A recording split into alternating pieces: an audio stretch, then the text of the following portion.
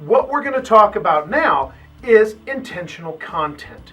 Now, we all as teachers have content that we have to convey. We all have goals that we have to meet, whether they be district goals, state goals, broader college readiness goals. We have a number of goals and a number of stakeholders that want us to put all of these things into that box that is our classroom. So to get everything to fit, we have to do it with thought and with order. And when those things don't fit in the box, we get very upset.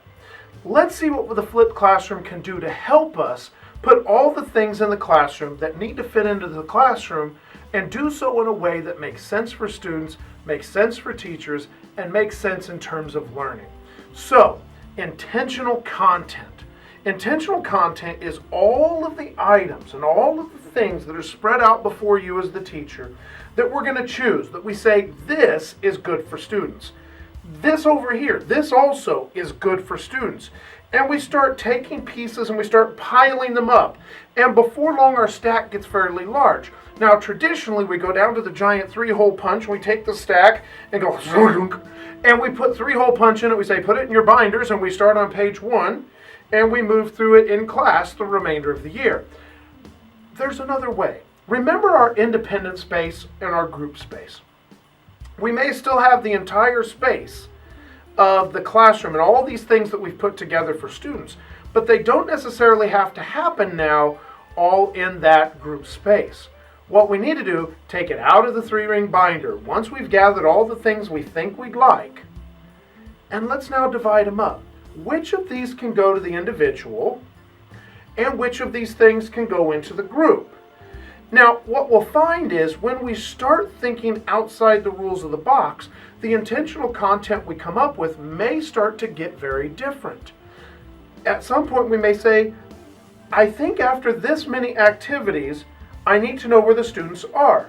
In a traditional classroom, that means spending a whole day on a quiz, or even the first part of a class on the quiz, then maybe looking at that quiz, and maybe it's another day before they get it back.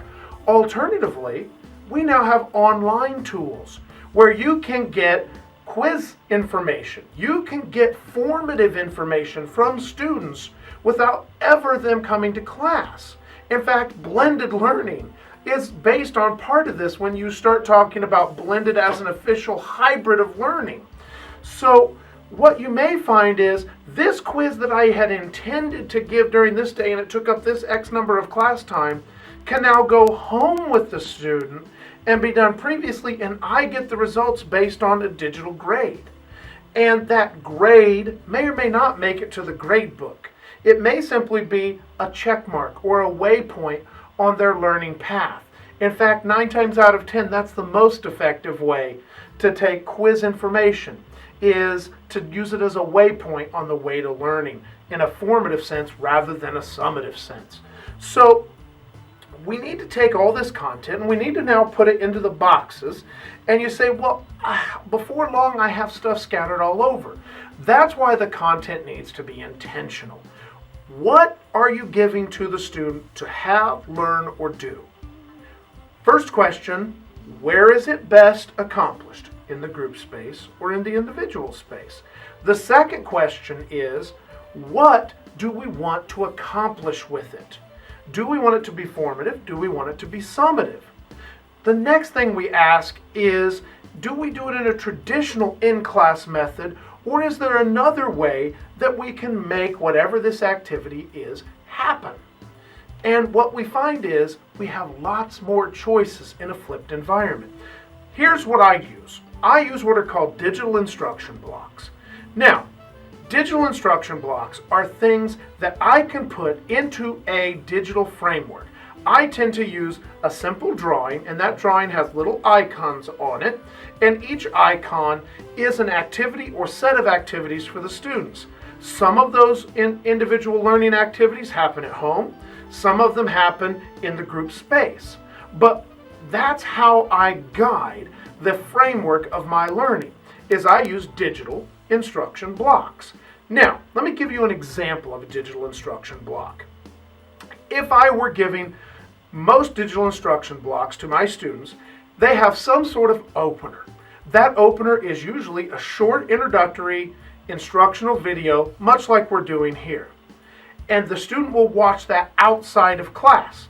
There are times they watch it inside of class, and we'll get to that in a little bit. But they can watch it outside of class. Then they have their couple practice exercises or practice activities. I'm getting even away from practice exercises in a traditional sense and using programs like GeoGebra or other online learning tools to be activities to prove to me that the students are making progress toward their learning. Those things could be online quizzes for you. They could be videos with interactive elements in them, like an Ed puzzle. They could be a Quizlet. They could be flashcards. They could simply be a question that they come up with based on the information using a whisk method.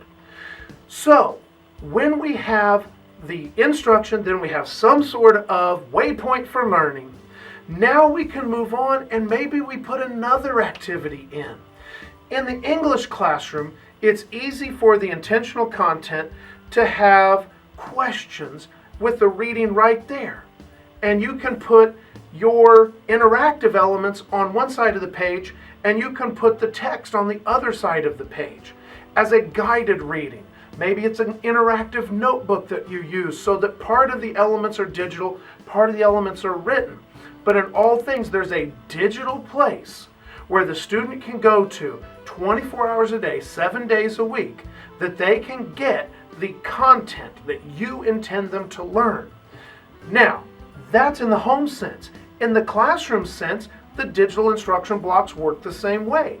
If there is a group activity, it's easy to put a box on my sheet of all the activities that students do that gives them instructions and how to do it, or tips, or examples, or student-produced work from a previous iteration of the project.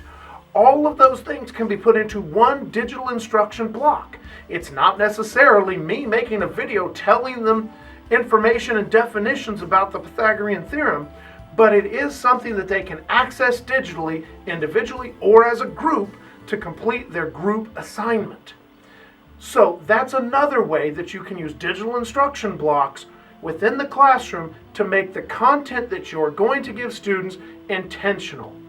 And remember, our goal is to get them those things that the state, the district, college readiness requires, but it does not say that we have to do it within a traditional format.